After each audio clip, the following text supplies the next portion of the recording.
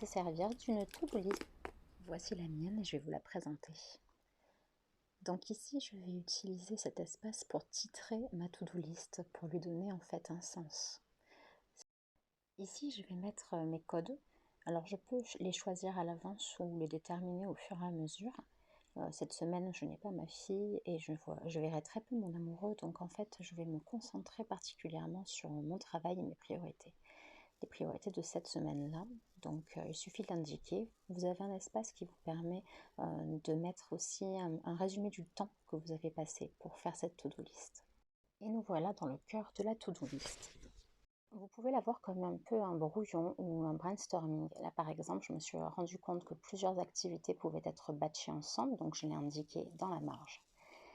Je vais vous montrer aussi un petit truc au-dessus, c'est un mini tracker pour entourer les jours où j'aurai fait ma première tâche, à savoir l'agenda, puisqu'il faut que je traque aussi les mois que je fais. Il me reste 2 semaines pour vraiment le finir complètement et le peaufiner. Je précise toujours tout ça dans la marge, ça me permet d'ajouter en fait au fur et à mesure des choses qui me sont utiles.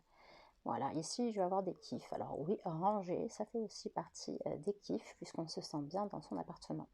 Donc je vais mettre un petit peu pareil dans la marge, tout ce que je pense bon pour l'organisation. Et cette méthode est plutôt pas mal, je trouve, pour garder un petit peu du kiff dans ces semaines assez chargées. Un dernier petit rendez-vous. Donc d'ailleurs, les rendez-vous, je les note aussi en bas. Ça, c'est les rappels essentiels, mais vous pouvez en faire ce que vous voulez. Il suffira simplement de donner un titre. Ça peut être par exemple les 3 priorités de la semaine ou des choses qui vous sont importantes. D'ailleurs, une petite astuce pour ceux qui veulent utiliser leur fiche au mois.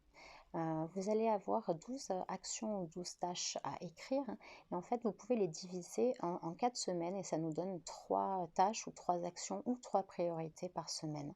Donc ça vous permet d'avoir une vue d'ensemble aussi sur votre mois.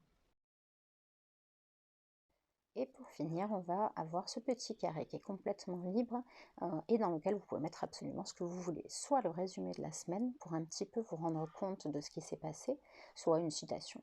Et toujours cette marge qui vous permet aussi de faire des mini-résumés. Et ici, à chaque fois que vous avez fini une action ou une tâche, il suffira simplement de checker. C'est une fiche qui est extrêmement fluide à utiliser.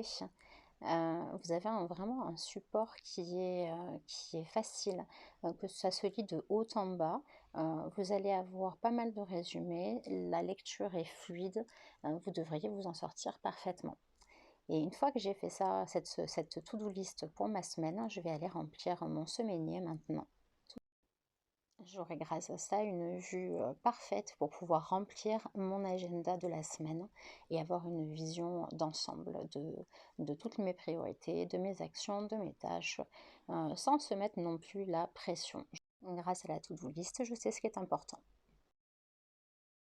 Et vous avez la possibilité aussi, comme moi là par exemple, de l'accrocher tout simplement près de votre bureau.